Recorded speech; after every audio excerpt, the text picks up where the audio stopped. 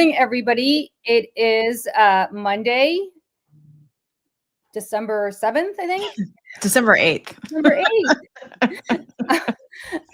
It is. We got a case of the Mondays up in here. A case of the Mondays. It is 8:09 a.m. here in New York City, and we're very sorry that we are starting a little late. But good to see everybody in the chat. And we have Michelle. It was a crazy weekend again. The news never stops. Never. You texted me a story early yesterday that was just incredible, and by our friends. It was just an amazing story, because what essentially this whole situation down in Venezuela is just shocking. Yes. And what Pete Hegseth is doing is shocking. And ultimately what ended up happening is that they are coming up with 27,000 excuses as to what is going on. But ultimately, there are stories emerging, including one that we're going to be talking about now, that shows exactly what they're doing. And what they're doing is just illegal murder. And they're trying to cover it up. And they're doing everything they can to ensure that the American people don't know what's happening. But ultimately it is. So I don't know. I mean, why don't you talk a little bit about the story? Because it was just incredible as to what was happening. Yeah. Well, first I'll just say that, there's like a saying about committing crimes, right? It's like as careful as people are as they're leaving the crime scene, right? Thinking that they're covering their tracks. They'll always leave one mistake or two mistakes. But the thing about these people is they aren't thinking on their way out the door, exiting the crime scene. They're not trying to do really anything except hope that they don't get caught. And when they do, they'll just lie. And then they lie about their lies, and they lie about those lies. And then they throw people under the bus. So this particular story we saw yesterday pop up from the great people over at Blue Amp. And it said basically that there have been recordings that have been deleted, that the Pentagon, somebody ordered things to be deleted from an October 17th strike, because there's been a whole bunch of strikes now and a lot of people that are dead. Why would they need to delete anything if all of this is kosher, if all of this is legal, if all of this is warranted, if there's an imminent threat, there's no problem, if these are really terrorists? And again, even if they were, none of this would be legal. We've talked about that a bunch. But why is anyone being ordered to delete anything? And yet again, we look to the incredible investigative reporters, independent voices, who are digging down deep to find these stories and to talk to sources surrounding these situations. Because I mean, I could be wrong here, Julie, but I haven't seen this reported anywhere else. This has not been reported anywhere. And we have Melissa Corrigan here with us, who is an independent reporter who broke the story. Yeah. And it's a deeply important story. It has not been reported anywhere else. We are so happy to be able to bring this to everybody here this morning and to have Melissa here. And so why don't we put Melissa on, and she could tell us what happened. Melissa, welcome. Welcome. Hi, good morning. Good morning. You had this incredible story at Blue Amp Media over the weekend. So why don't you tell people exactly what you reported, what you broke, and why it's so significant as to what's going on in this very illegal war that we're not actually at war in Venezuela. Right. Well, I have some sources in the DoD. I'm a Navy veteran myself. I was on the Eisenhower back during Operation Iraqi Freedom. And so I kept in touch, obviously, with a lot of my shipmates and have a lot of sources throughout the military. And late in the evening on October 20th, I got a text over Signal that there was a situation that was raising a lot of alarms. And then I was passed a document, and that document like laid out the events of October 17th, and it was so shocking to me. When I was in the Navy, I had a TS-SCI clearance. I worked with crypto materials. So materials handling is something that I was very familiar with. And in order to delete is just beyond the pale in any situation for any material. So it automatically set off red flags. Obviously, in an attempt to protect my source, I worked with the sources to ensure that we got the document where it needed to be. And it did land in a closed door Armed Services Committee meeting this week. And only after the document was where it needed to be in order for oversight to actually happen was the source comfortable with moving ahead and making the information public. So this has been a 47-day story in the making. Wow. Where we worked, I worked with a chain, a really secure, trusted chain of veterans. So this really was like a mission after our mission type of ordeal, because we had to get it to the senator it needed to get to in as confidential a way as possible. And we were able to execute that mission, which gave all of us a great deal of satisfaction. So what happened was, as the detainees were brought on board by Marines, there was an initial confusion. The Marines immediately began saying that the Commodore had ordered no video to be taken. The shipboard personnel were already in the process of going ahead and executing their standing shipboard protocol, which is to document the onboarding of any detainees.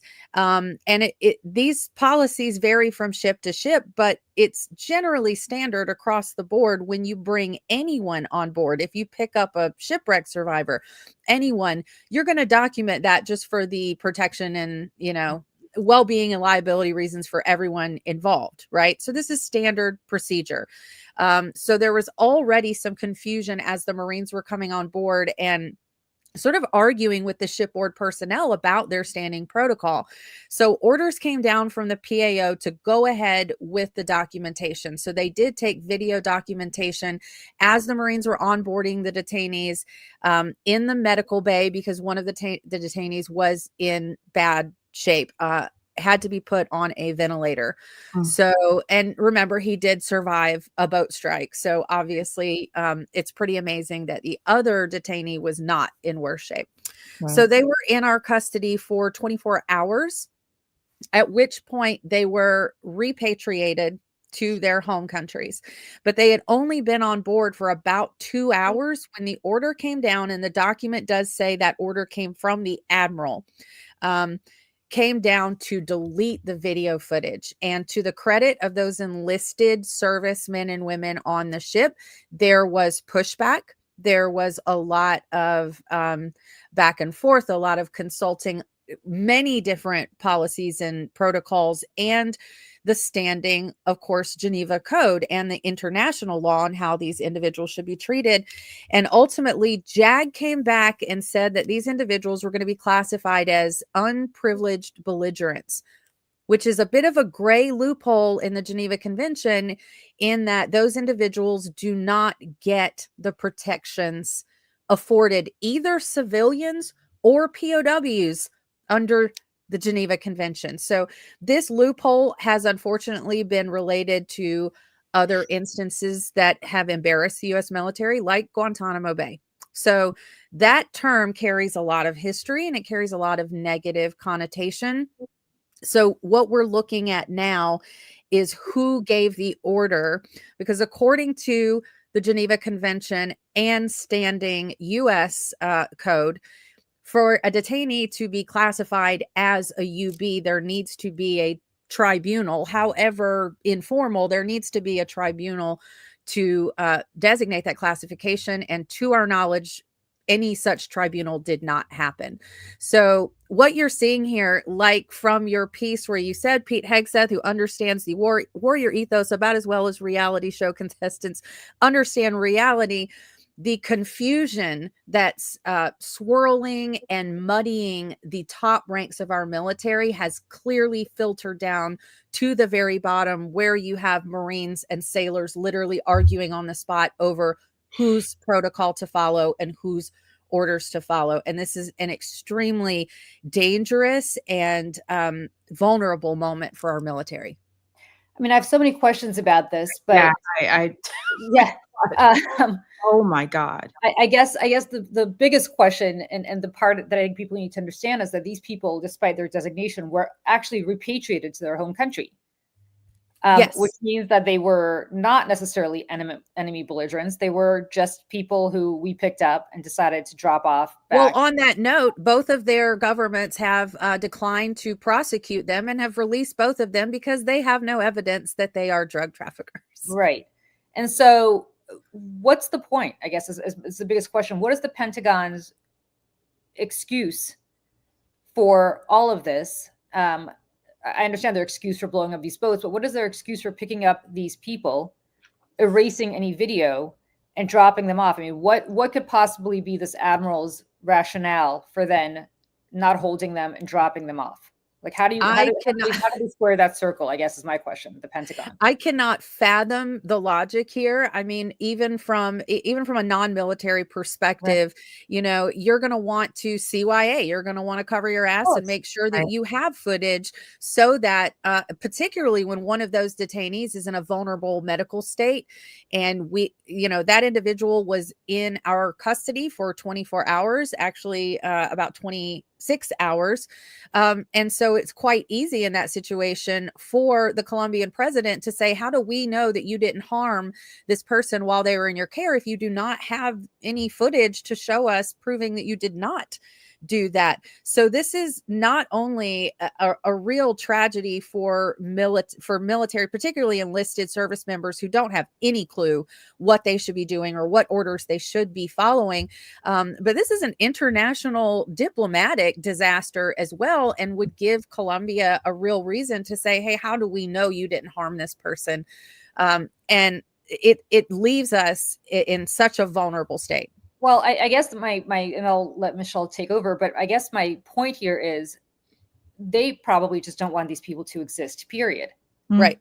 Which makes it all the more interesting that order was given. The first order was given to kill them all. Pete Hegseth denies it, but now it makes even more sense as to why they want no survivors left. They don't want to deal with them. They want to just pretend that they don't exist.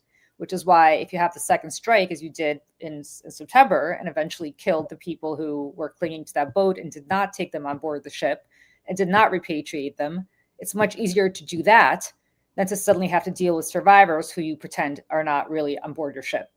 Right. And it's interesting to note the timing of everything.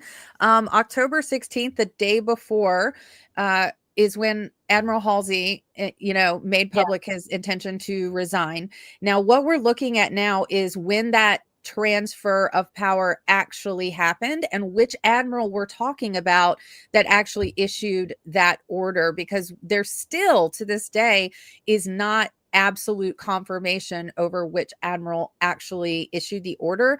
And further, last night I got more information that now the actual date of that strike is in question. So potentially, so you guys are definitely hearing this first, potentially the strike happened on the 16th, which is the day that Admiral Halsey resigned. Wow. And that would present a situation in which we were aware of survivors clinging to this ship for 24 hours before going to pick them up. And then that adds the question of why on that topic. So that's a question that's still in the process of being answered today as we're digging for, more information there.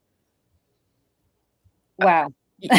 I am speechless. I with many things with this administration, specifically with the Defense Department under the leadership, if you can call it that, of Pete Hegseth, like nothing surprises me, but it is always deeply, deeply, deeply shocking. Yes.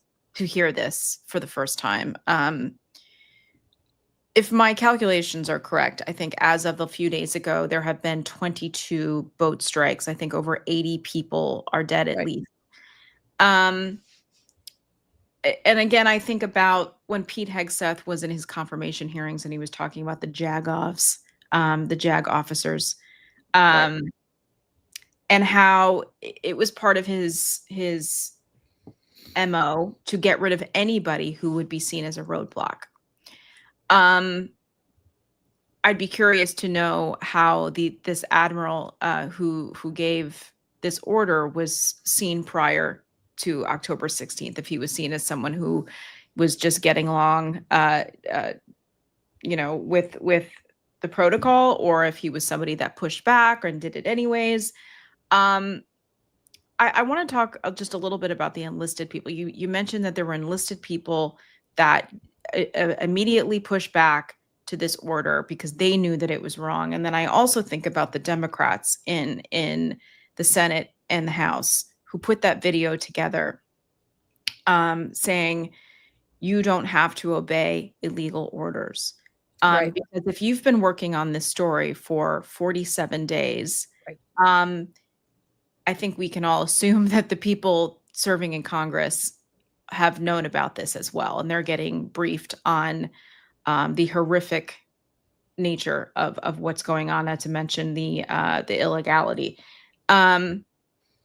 What are your what are your thoughts as a veteran also, just in this situation? Like, how unprecedented is this for even just enlisted people to be pushing back like this in a situation? I mean, all of this is unprecedented, but Right. just from your experience serving in the Navy, can you imagine like what? I can't. And part of the reason for that, and I've talked to some people, and I do push back when people say, well, they should have said no. And well, It's not that why easy, can't right? why can't they just quit? Why can't they just walk away? Well, first of all, they're literally sort of held hostage on a ship in the middle of the Caribbean Sea. They Yeah. can't, where are they going to walk away to? Right. So they're held hostage just as much as anybody they may pick up out of the water.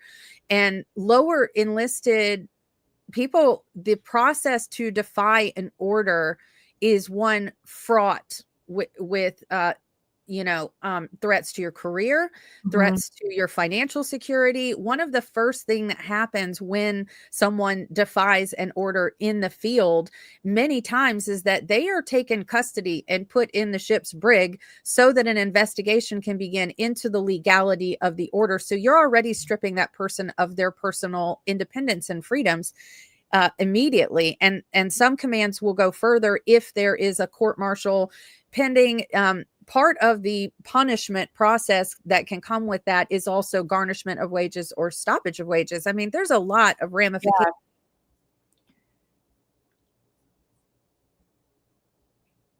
Oh, I think we lost you, We Melissa. lost you, Melissa. Your volume is off. Oh, There I you tapped my microphone. There it is. There you go. You're on a roll, though. Go ahead. Yes. So it's these men and women are completely at the mercy of the military, of the SecDev, and it really makes me angry. Everyone, every veteran, and it was a very small group of people that helped with this process to get this to the senator it needed to get to. All of us were angry. We're really angry that enlisted men and women are being put in positions when they are essentially held hostage in this predicament on this ship where they cannot truly say no in any meaningful way. And so when these orders come down, and the document that I got, part of it is the statement from the enlisted people involved, saying, we push back. They have that on record, and they want that information public, that we push back. We tried to say no.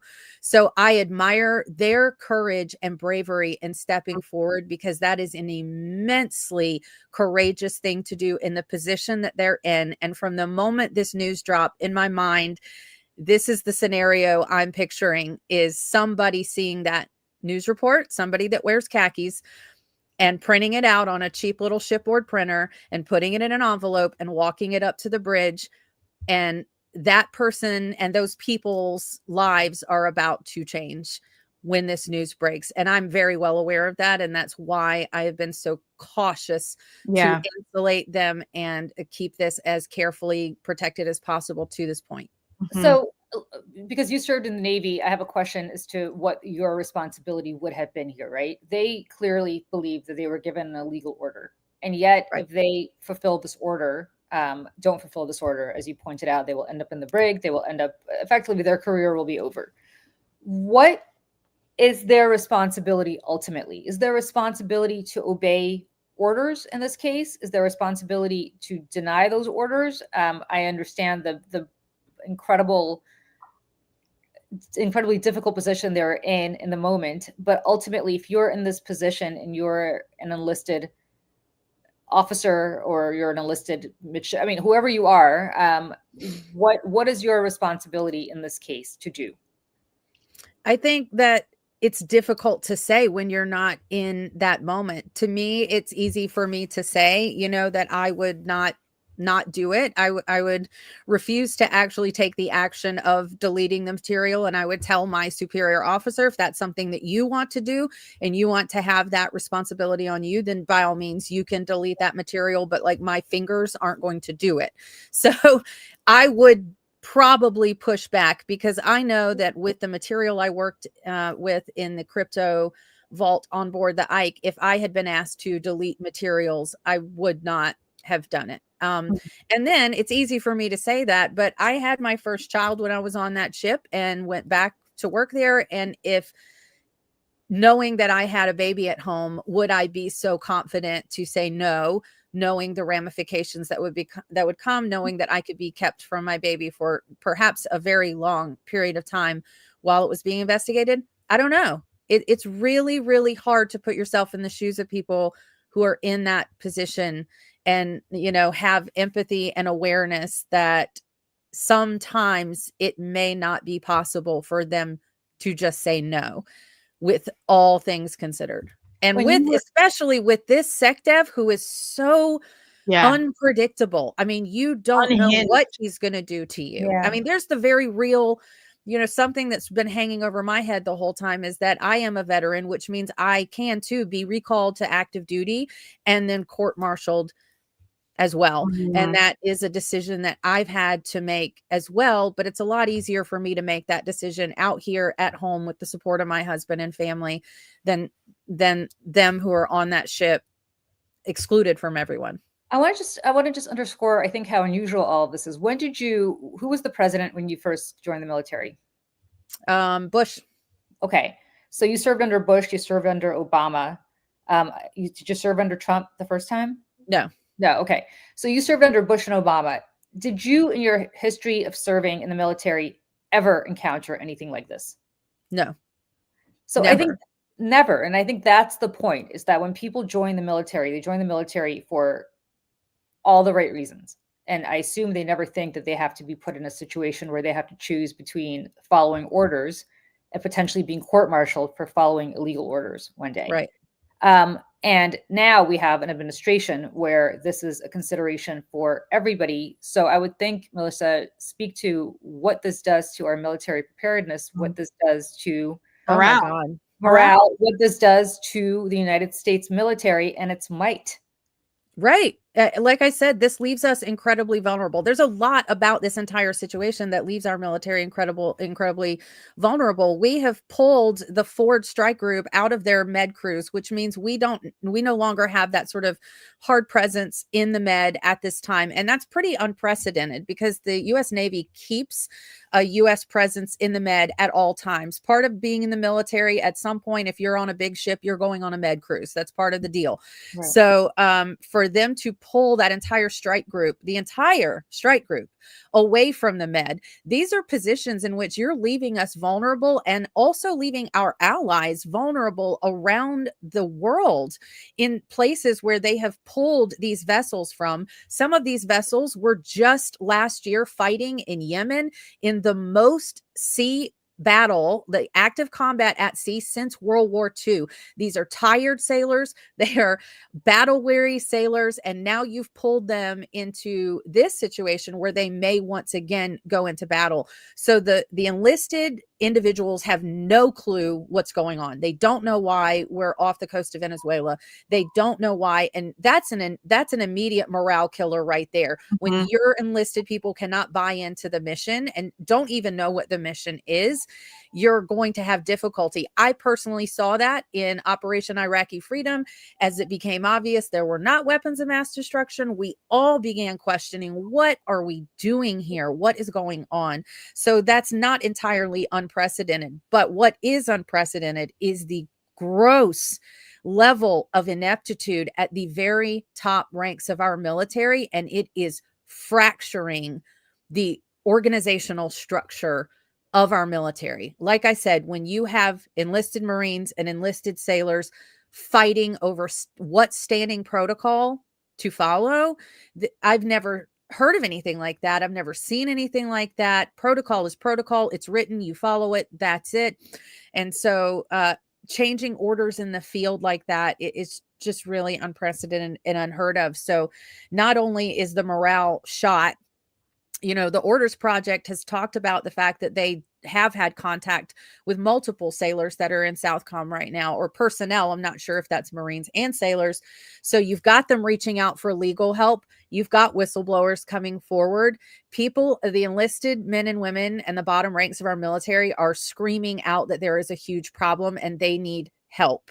And I completely lay this at the feet of our Republican elected anyone in the GOP at this point. You are going to lose veterans if you do not address this situation right now and you provide relief and guidance and assistance to the entire enlisted mass of active duty service members, not only that are there in Southcom, but throughout the military. We need a cleanup. We need someone in charge who knows what they're doing and can command the respect of the enlisted people. And Pete ain't it.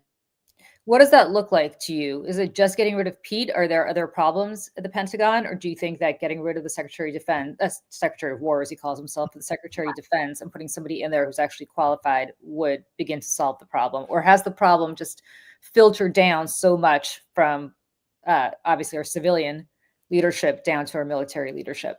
Well, obviously, I think the faster we can replace SecDev as possible, I mean, that's immediately going to begin correcting course. But you're right. A lot of this is trickled down. And unfortunately, I see this taking years to repair both the reputation of the U.S. military and the morale within the military. There are lots of people that have planned to make a career out of this. I've talked with lots of them who are leaving at the end of their enlistment. There's no way they're going to enlist under this leadership. And so you have to start at the top. And that's something that we're taught in the military. The chain of command is holy, and it all begins at the top. And it's really disgusting also that the man in charge will not say the buck stops here. I own what happens, but instead is running around like a reality TV star, pointing fingers at everyone else, throwing admirals under the bus.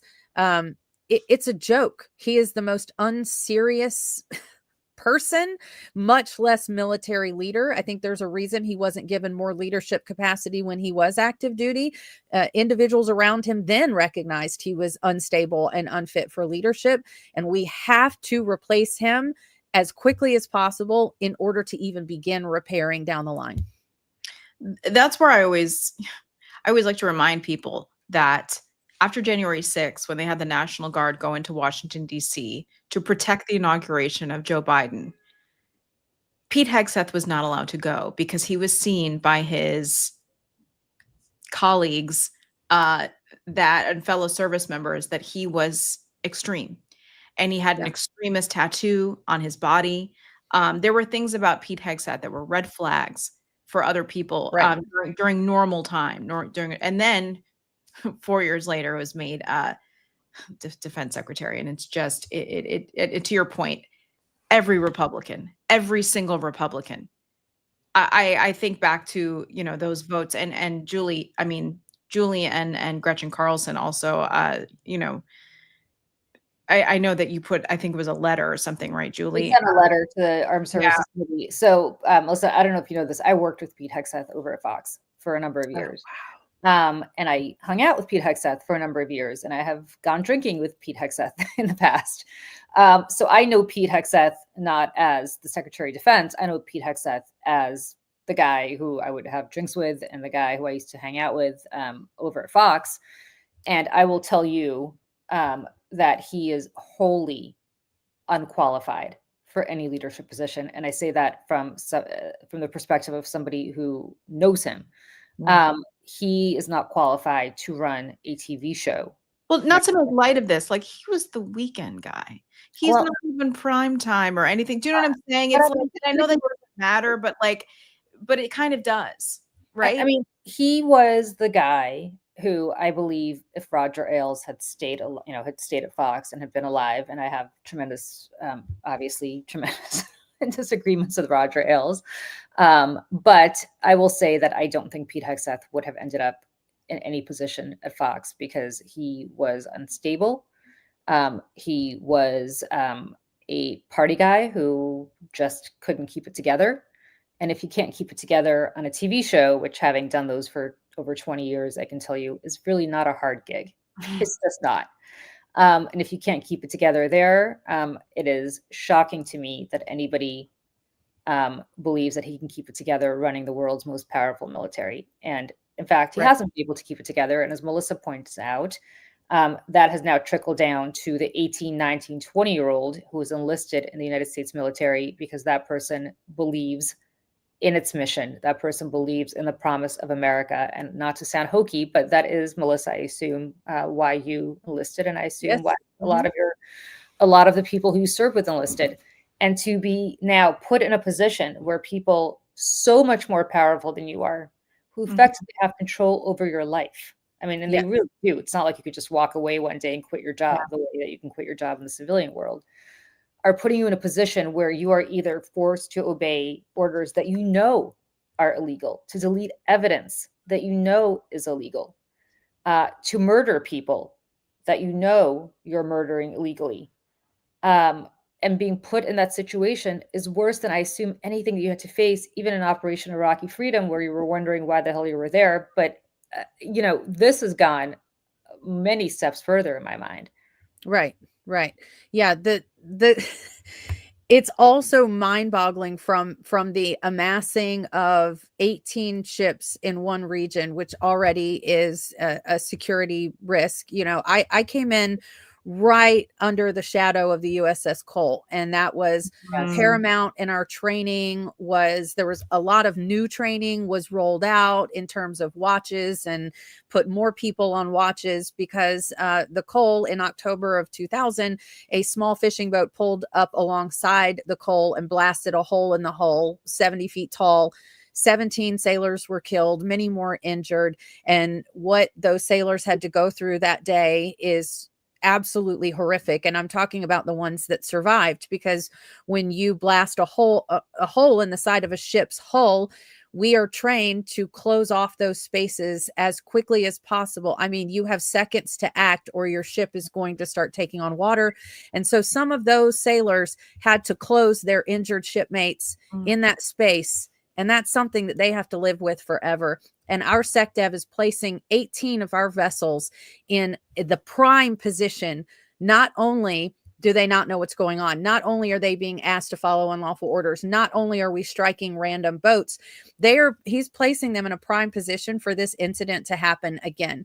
Because if we keep attacking these small boats, and we have taken money and resources away from the FBI departments that are supposed to be overlooking terrorism, it's only a matter of time before either a cartel, a government entity, or just private individuals may attempt something just like that happened with the Cole again. So he is placing our military members in such grave risk in the field in Southcom.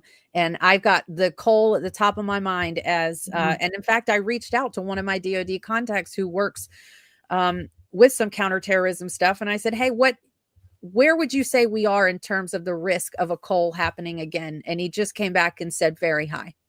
Why do you think they repatriated those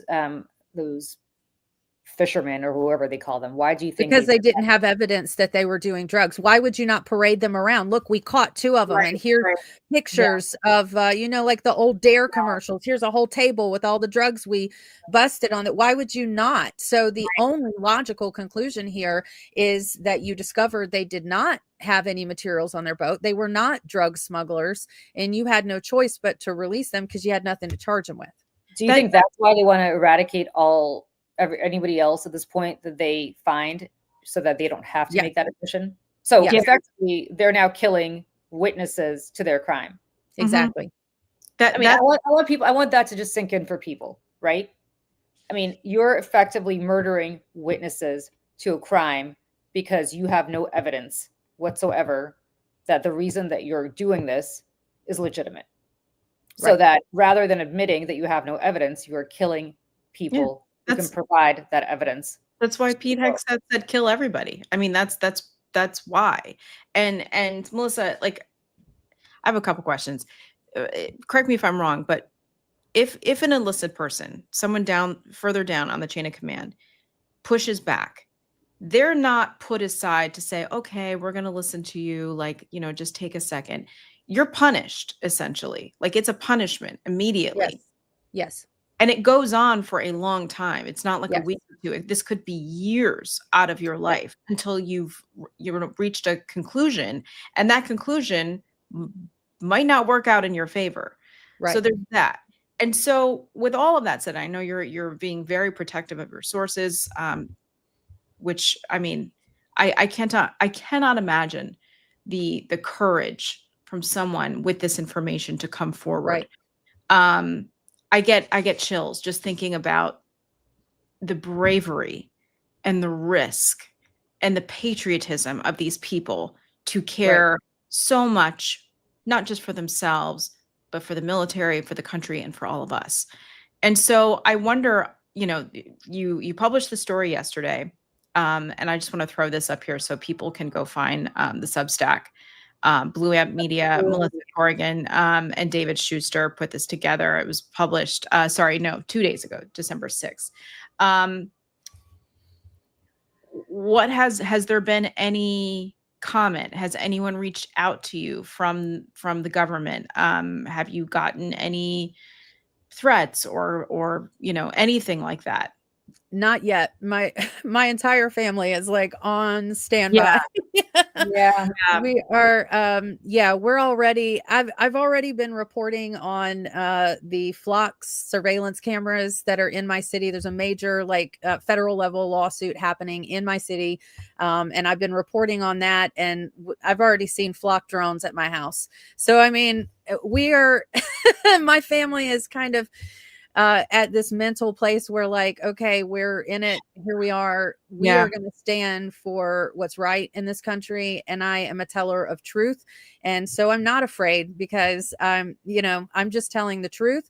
I protected my source. I am confident at this point that the sources that talk to me are adequately protected. They've talked to the Orders Project. They've talked to 2 prominent senators that I trust who are also veterans. And so the source obviously felt comfortable enough to go ahead and say, all right, we can make this public. So I feel confident about him, about me. I think it's just starting to sink in that, it's going to be a little bit of a rocky road for a while, I think, but I didn't do anything wrong. There was no classification designation on the document. And I feel confident that I've once again honored my oath to this country, and I rest in that. I wanted to say, Melissa, you've got 6 kids, right?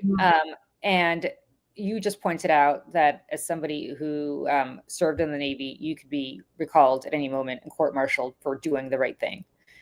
Again, I want we talk about these things kind of in isolation, and people kind of shudder at that notion. But put everything together that we just discussed, the illegal orders, the fact that people are effectively understanding that they are committing murder because there's been no evidence provided otherwise, the fact that the government effectively repatriates survivors when they exist because there's no evidence that they did anything wrong. And then the fact that you are reporting on all of this and reporting on the fact that they tried to cover all of this up to effectively pretend that there were no survivors in order to continue to do what they know is illegal. Otherwise, they would not be covering anything up. Put this holistically, and this does not sound like a democracy at all. No. We are no longer living in one. I mean, would you Right. agree that we're now living in something quite different from the government and the world that we lived in under both Democratic and Republican administrations prior to 2025?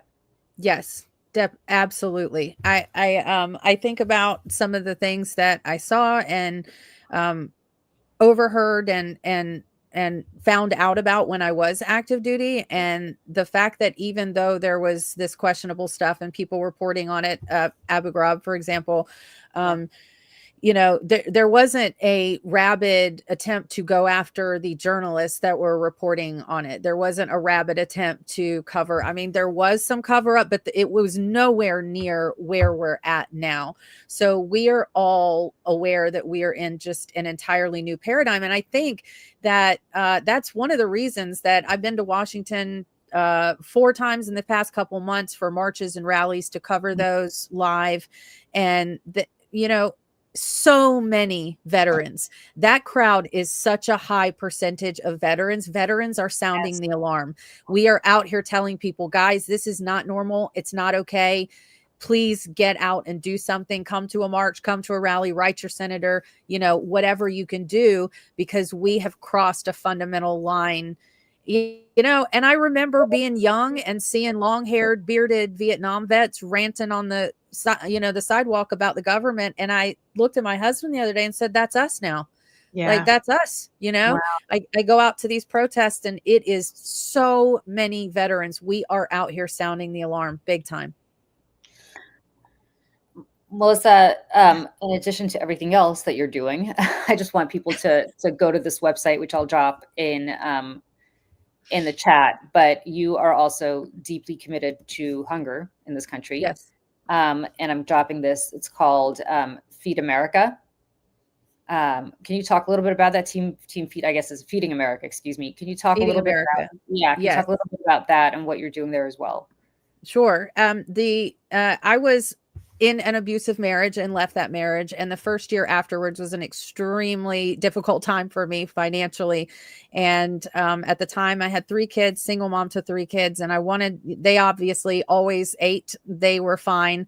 When I talked to them about that period of time, they don't remember being hungry, but I lost 80 pounds in 4 months because I wasn't eating so that they could eat. So when everything came down about the slashing to SNAP, the slashing to state level funding across a lot of red states, there's going to be a lot of hungry kids out there. And, during the holiday season, it's one thing to say during the holiday season, but anytime, any day, on any regular Tuesday, nobody should go hungry in the United States of America. So Feeding America does an incredible job.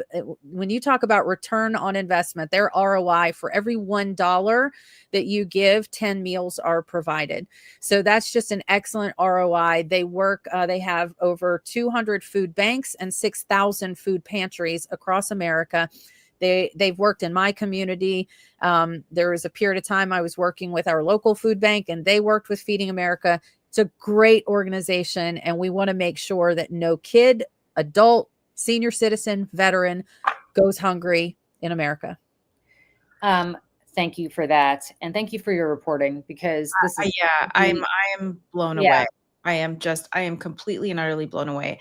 And before we go, I just want to ask too, I mean, what are your thoughts about the media landscape right now? Like independent journalism. I mean, people like you are breaking these enormous stories. Like, where is the New York Times, or where is, you know what I'm saying? Like, not to say. I'll tell you, the New York Times wanted it, and my source absolutely rejected that flat out multiple times. Why? And they specifically indicated that they wanted me to tell this story, probably because of my experience with shipboard life, with protocol, with the terminology, and that I could still insulate them in that story. Yeah, you were the perfect person to Yeah. tell the story. And what's interesting to me is you broke this 2 days ago, and this should be front page news. I guess that's where my question is like, you broke the story, but like, where's the follow-up? I saw that Raw story, and maybe there's others that had written follow-ups here, but you know, just to shed some light. But I haven't seen anything major, no breaking news coming up on my phone. Like, what the hell's going on? You know, I will say that when the Times contacted me, you know, the document made its way into the committee meeting, and then it was passed around. So of course it is now in the hands of multiple other media outlets. And I will say, I guess I do respect the fact that they are attempting to also protect that source and those sources along the way, because if that document were to be made public, it would be pretty apparent who these people are. And I will give it to the few people in the conventional media that I've talked to, is that they have respected that boundary that I've put in place, that I really would not like it to be told in any other narrative, because then it would immediately throw these people under the bus. Okay. So the Republican senators or members of Congress have access to this document? Has it made their rounds to them? To my knowledge, yes. If they were in those Armed Services Committee meetings, yes. Are you concerned, or is your source concerned that they will pass it on to the Pentagon and Pete Hegseth? Yes. Yeah. Again, before you go, I just want people to understand how deeply abnormal all of this is, and how we have American sailors who are terrified of their own leadership at this moment, because they are doing the right thing, and their leadership is trying to cover it up by murdering anybody who has evidence of their wrongdoing, which is why they killed those 2 survivors in that very famous strike in September, and are effectively disappearing people who have survived before. And my question is, what happened to people on those boats and other strikes? That's the question that nobody can answer. Were they murdered so that they could not provide evidence to their own governments the way that these 2 people who've now been repatriated to their home countries can? Right. Yeah. And I hope that people don't for 1 second think that the people who are running the government and running the military are not capable of some of the worst atrocities imaginable. I say this often, a lack of imagination is a very dangerous thing. We have to imagine the worst things possible, and we have to consider that these people are either planning it or already doing it. And I think that this is just another example of that. And I unfortunately think that this is just the first of many more to come. And Melissa, I think so too. Yeah, Melissa, I just want to say thank you again for this incredibly courageous and thorough, brilliant reporting. I mean, please, everyone, I'm going to throw this up again. Please go to her Substack, go to Pluant Media. Please find Melissa. Please follow her and support her reporting. This is independent journalists. They don't have huge corporate overlords, supporting and funding to do this, funding this work. So please, it is up to us in this moment to support the truth tellers in any way that we can. And if you can't, afford to throw a couple bucks a month, to these wonderful reporters, click like, share, tell people about this.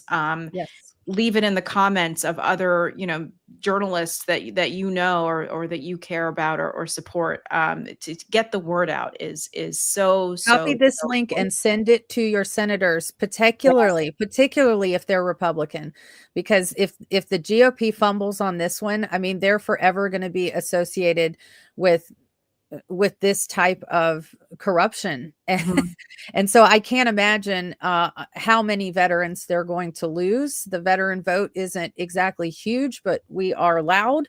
And I can't imagine that very many veterans are going to continue to support this regime when they're obviously issuing unlawful orders and putting our lowest enlisted men and women in such precarious situations. So send this to whoever your elected officials are, Democratic or Republican, but especially those Republicans, get this in front of them and ask what they're doing to get rid of Pete Hegseth.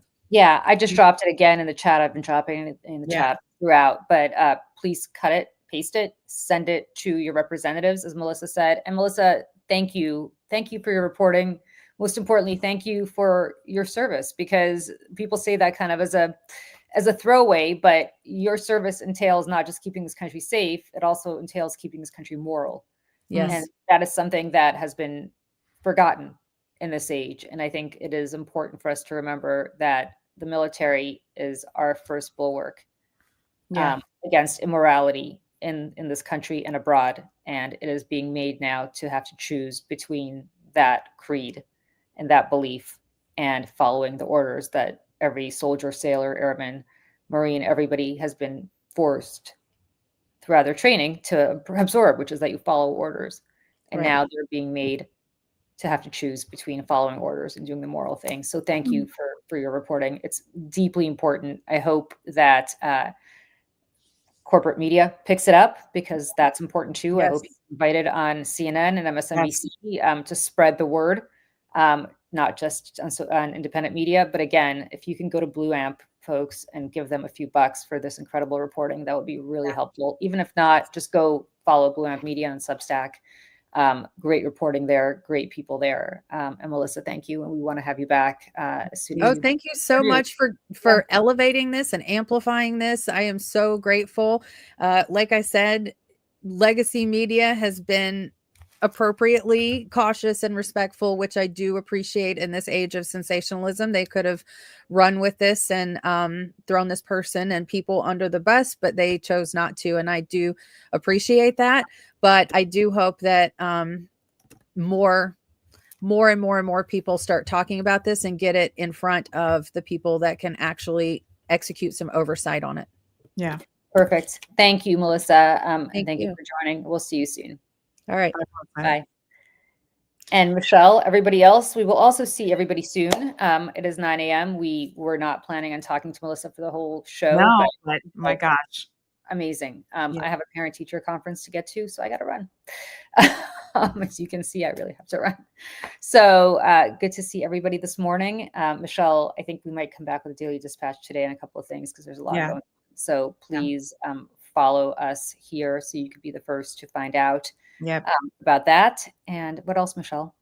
Just like and subscribe to the Mayday Network. Just a reminder to everyone, we are officially launching early next year. So we're just, building our audience and this wonderful community here. And so if you can like and subscribe to the Mayday Network here on YouTube, it is tremendously helpful to us in getting the word out. So Julie. Yeah. And I do want to just add one more thing. I know we said this when Melissa was here. Please do share her story. Please. Everybody you can. This is evidence of a massive, massive cover up. And as much as we all enjoyed watching A Few Good Men, and as much as all I can think about, as much as we all enjoyed watching whoever the Code Red, this is bigger than somebody ordering the Code Red on a few fictional murders. This is a illegal war. And when you talk about the fact that they're narco-terrorists, I think what this shows is that we are actually the terrorists. The United States is actually the terrorist regime now. And as an American who loves this country, I am deeply sickened by what is happening. It's the sloppiness of the kill everybody, right? Which was reported last week. It's that, but then it's the reasoning behind it is not just, oh, I don't care about anybody, get rid of everybody. It's get rid of them because they're going to see what we did. If anybody lives, they're going to live to tell the story, and we can't have anybody out here telling the story. And so to cover my ass, I'm just going to kill people. Yeah. I'm going to kill witnesses. I mean, I don't know if that's not the mafia. I don't know what is. I mean, that is just mob behavior. Okay. On that note, everybody, thank you. We will see you tomorrow at 8 a.m. Eastern, and probably back today at some point for more discussion about this and other things. Okay. Thanks, everybody. Bye.